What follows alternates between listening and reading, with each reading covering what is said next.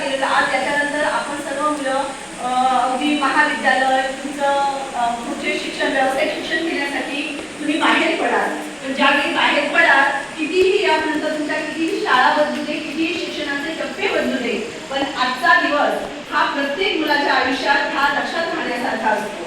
आणि खरोखरच आपण सर्व पालकांनी या ठिकाणी भरभरून प्रतिसाद दिला, त्याबद्दल आपल्या सर्वांचं या ठिकाणी खरोखरच कौतुक आहे. आणि यानंतर कार्यक्रमाच्या मी पुढच्या टप्प्याकडे वळते. त्या ठिकाणी कार्यक्रमाच्या पुढच्या टप्प्यामध्ये सुरुवातीलाच एक आनंद आहे, उत्साह आहे. दिवसाच्या त्यांच्या आयुष्याची सुरुवात होत आहे. तर एका ठिकाणी हा थोडासा विरहही आहे. विरह याच्यासाठी म्हणजे की आमच्या लहान पहिलीच्या मुलांचा आजचा आमच्या शाळेचा पहिला प्रवास आहे, पहिला दिवस आहे. तर आमच्या इयत्ता 7वीचे विद्यार्थी यानंतर या शाळेमध्ये कदाचित नसतील. आपल्या आयुष्याचा पुढचा टप्पा गाठण्यासाठी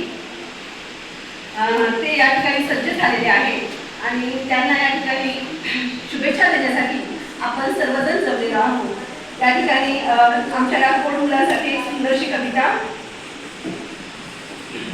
7 वर्षाचा प्रवास तुमचा आठवणीची शिदोरी, 7 वर्षाचा प्रवास तुमचा आठवणीची शिदोरी, हसत खेळत शिकला तुम्ही कोण ही काय सारी कहाणी. शाळेच्या या अंगणात फुलली स्वप्नांची फुले, आज निरोप घेताना डोळे झाले थोडे ओढे. उंच भरारी घ्या आता नवे क्षितिज गाठा, आमच्या शुभेच्छा सोबत यशाच्या शिखरावर पोहोचा.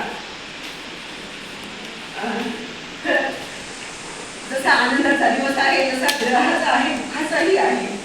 माझी कदाचित शाळेतील ह्या जास्त दिवस नसते की अगदी 4-5 महिने झाले, पण ह्या खरंच गोड मुलांनी खूप जिव्हाळा लावला. आणि या ठिकाणी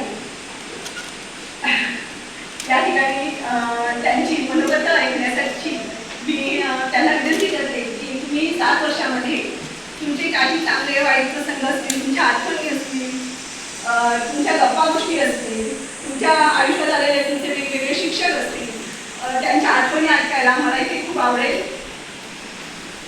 या ठिकाणी सर्वात प्रथम विनंती करते की आमच्या इयत्ता 7वीची विद्यार्थी तनिष्का पाटणकर हिने थोडक्यात आपलं मनोगत या ठिकाणी मांडावं. तनिष्का पाटणकर.